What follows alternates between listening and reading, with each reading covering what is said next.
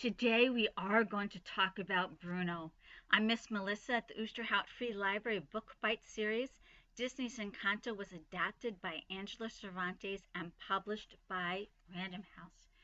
Maribel is headed up the stairs to Bruno's tower because she needs to find the vision and save the miracle. As she climbed higher and higher, each step was harder than the one before. Maribel gritted her teeth and continued going up. In her exhaustion, she huffed out a little song. Welcome to the family madrigal. Too many stairs in the family madrigal. You'd think there'd be another way because we're magic, but no. Magical, how many stairs fit in here? Who designed this? Finally, Maribel arrived at the top of the stairs, only to find a large break in the path that would keep her from getting across and going any farther. Oh, come on, Maribel groaned, completely drained from her climb. The toucan swooped down next to her and perched on a railing made of rope. We meet again. Don't suppose you can get me over there? She asked the bird. The toucan hopped around on the little rope. That was it. Maribel knew what she had to do. She quickly removed the rope and tossed one end around a large, tall boulder above her. Okay, I can do this. With the rope secured, she swung across the large gap between the stairs and the rest of the path. Stunned that she was able to make it to the other side, she started to celebrate, but the ledge cracked under her feet. She stepped away just before the ledge collapsed into the darkness. She and the bird looked at each other in agreement. That was too close a call. She would have to watch her step in here. Maribel crept forward, entering the corridor of what appeared to be a forgotten temple. The large bird trailed her nervously. Everything about this place felt like a tomb. She looked around desperately for any sign of what she should do next. She didn't even know what she was looking for. Soon she spotted 3 panels with images. They showed some sort of magical process involving smoke and sand. As Maribel studied the pictures, a pot near her feet moved. Maribel yelped as rats, just as startled as she was, scurried away. They scampered behind a portrait of Tio Bruno. His eyes had been scratched out. Maribel shuddered at the creepy image. Another creak sounded, drawing her eyes to a different room. The toucan took one look at what appeared to be the inner sanctum of Bruno's tower and flew off, spooked. Quitter, Maribel quipped. She entered the dark room. Inside she found nothing except for a strange circle of sand on the floor in the center of the room. It was a dead end. Maribel looked around, but there were no signs of anything. Empty, she said to herself, stepping into the circle of sand. As she entered the circle, an abrupt, harsh wind swept through the cavern, slamming the door shut and submerging Maribel in pure darkness. She started to panic when, suddenly, she saw a glowing green light. The glow was coming from below. She was standing on it. She began to dig in the sand, flinging it everywhere to reach the bright green glow. She picked up a glimmering green shard. It looked like a piece of a broken emerald sculpture. There were more pieces, just like it, scattered all around her. This had to be one of Bruno's visions. It was exactly like Louisa had said.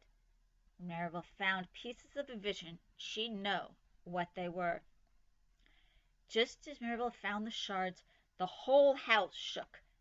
Abuela was sweeping the foyer when she noticed. She looked over to the candle. Its flame dimmed for a quick second. Behind Bruno's door, Maribel didn't notice the shaking.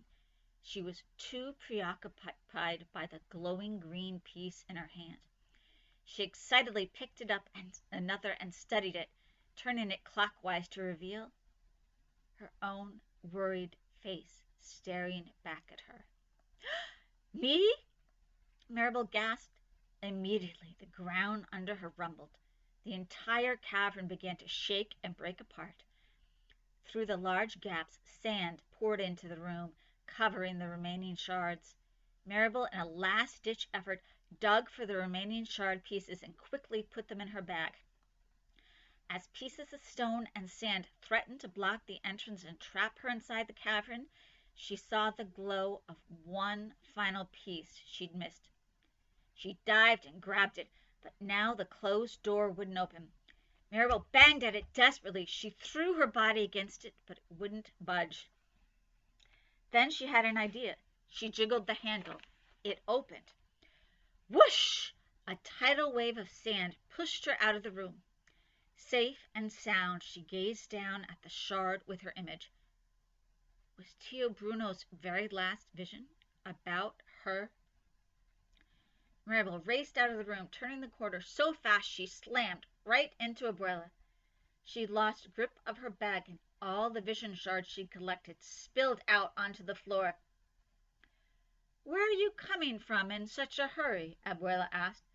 I'm sorry, I was, Maribel stammered nervously, trying to pick up the shards as fast as she could without drawing Abuela's suspicion.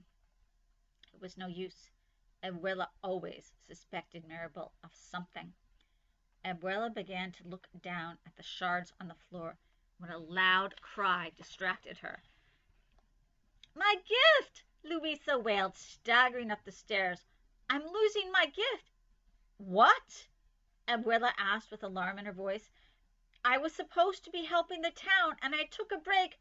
"Not your fault," she said to Maribel.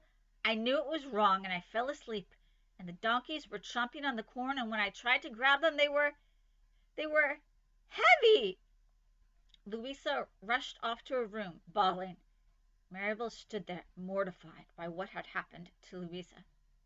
Abuela whipped around to face Maribel. "Did you say something to her?" I just..." Maribel sputtered. The bells from the town rang out, snapping Abuela back to her tasks for the day. Maribel let out a sigh of relief. "The Guzmans are expecting me," Abuela said. "Tell no one.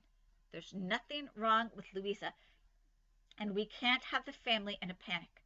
Tonight is too important." Abuela rushed off. Maribel could hear Luisa sobbing behind her closed door. It flickered lightly as if its magic was fading. Troubled by what was happening, Maribel went back to her room. She laid out the shards and tried to make sense of what they meant. "Why am I in your vision, Bruno?" Maribel asked out loud. A flash of lightning and thunder shook the room. Startled, Maribel turned to see Tia Peppa in her doorway. "Peppa, geez," Maribel said. "Sorry, I didn't mean to." Peppa tried to shoo the dark clouds away. "Shoo, shoo, shoo! I just wanted to get the last of Pepito's things, and then I heard the name we do not speak." A rumble of thunder followed. "Great! Now I'm thundering, and that will lead to a drizzle, and a drizzle will lead to a sprinkle, and whew!" Tia Peppa stopped and took a few deep breaths. Clear skies," she repeated to herself. As Peppa struggled to calm herself and collect Antonio's clothes, Maribel glanced at the shards. Tia Peppa was Bruno's sister. Surely she'd know something about what the visions meant. "Peppa?" Maribel began. "If he did have a vision about someone, what did it mean?" "We don't talk about Bruno," Peppa answered. "I know, it's just hypothetically if he saw you." "Please, we need to get ready for the Guzmans." "Okay," Maribel said, not ready to let it go.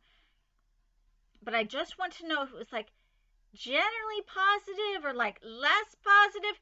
"It was a nightmare!" Felix barged into the room, his usually cheery voice full of drama. "Felix?" Peppa said with a stern look at her husband. She needs to know," pleaded Felix. "We don't talk about Bruno," Peppa said. "He would see something terrible, and then boom, crack, it would happen."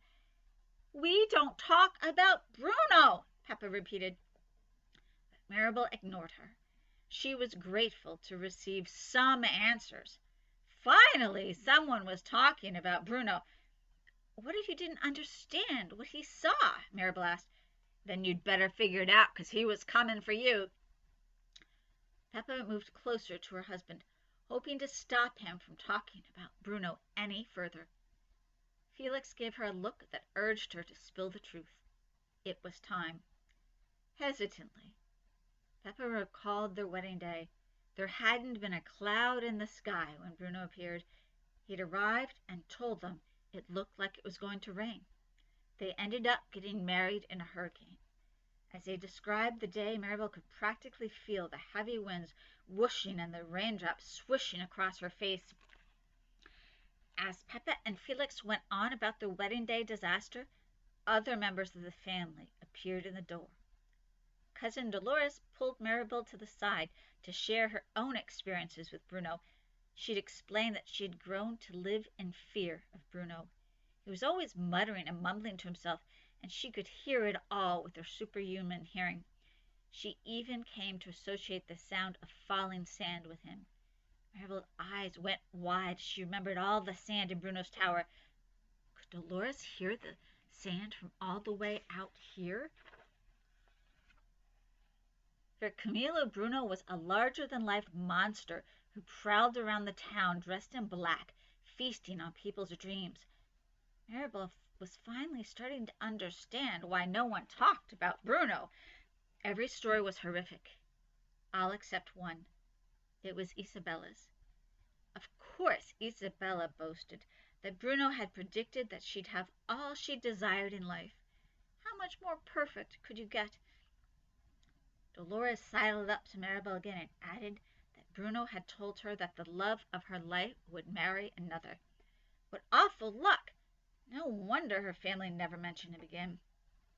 As the family finished their nightmare stories about Bruno, Maribel wondered if it would be better if she heeded Peppa's warning and didn't mention Bruno ever again. After all, he had left the family. Well, I'll see you next time on Book Bites from the Oosterhout Free Library. You can check out this book and check out the rest of our online and in-person programming. Bye-bye.